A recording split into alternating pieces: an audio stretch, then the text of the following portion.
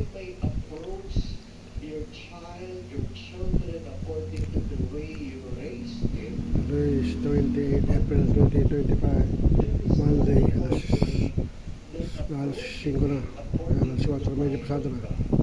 Nanonood ng kumali ni Father David Concepcion. Meron tayong kanya-kanyang concern, meron tayong kanya-kanyang problema, meron tayong kanya-kanyang pangarap, meron tayong kanya-kanyang alikain sa buhay. We have our own wishes and hopes.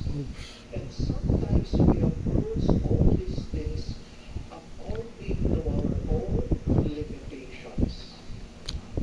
I always say this also, that because of that, we tend to limit God John according to our own 3, limitations. verse 1 to 8.